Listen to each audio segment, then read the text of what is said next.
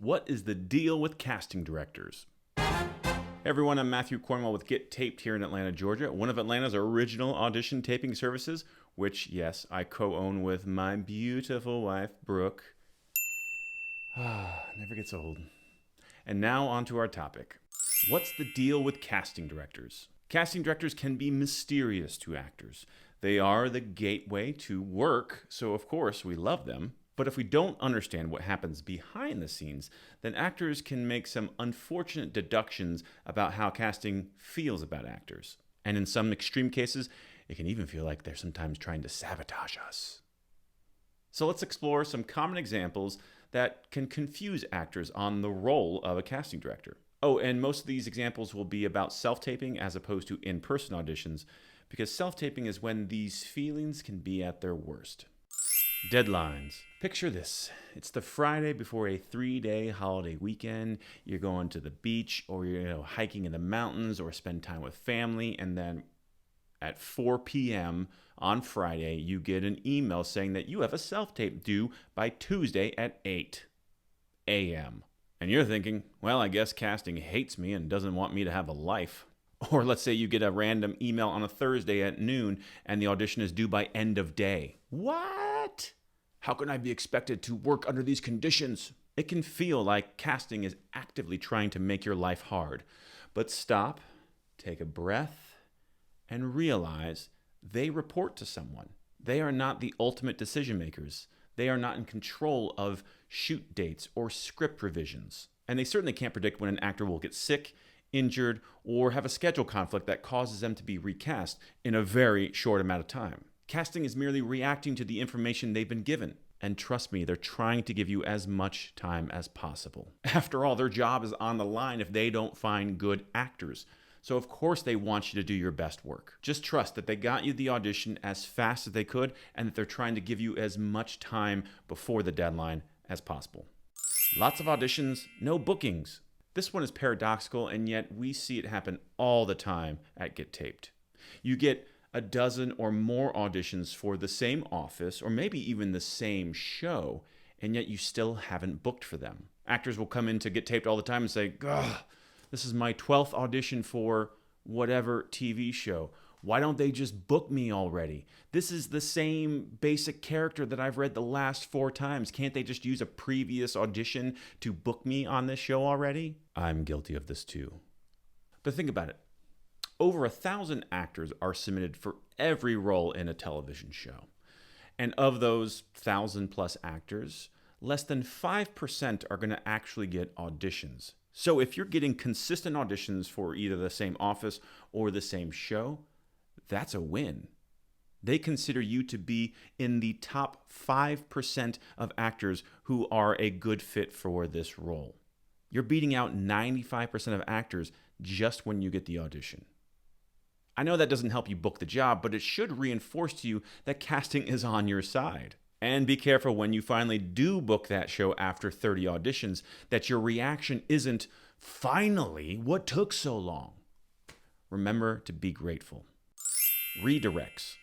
Let's say you're at a commercial audition, in person or over Zoom, and that casting director gives you a note after your first take and tells you to do something that is really the polar opposite of your initial approach. Don't mistake that for them negating your choices. They've had extensive conversations with the director and the client, so they're not steering you wrong. Trust them. But what complicates this point is when you get to the callback and the director, after your first take, immediately redirects you to your original choice. And you're thinking to yourself, well, hey, casting director, you should have just let me stick with my original choice to begin with. See? That type of thinking puts you at odds with the casting director, and you have to remember they are your collaborator. Always trust their judgment. Now, if you do have strong opinions about your character, voice them, but remember to voice them in the spirit of collaboration. Asking for feedback. Now, since the casting directors are the ones passing our auditions along to the producers, or not, it's tempting to want to ask them for feedback now and again. But be careful about this desire to get feedback from any given casting office. As Bonnie Gillespie once said, well, she probably said it many times, when you ask a casting director for feedback, you're asking them to consciously think of all the reasons why you didn't book. So even though you likely didn't book that last audition because you were too tall, too young, not ethnic enough, the casting director is going to watch your tape back searching for your bad acting choices, your physical tics, etc. So you're essentially forcing them into a negative mindset about you. Eugh.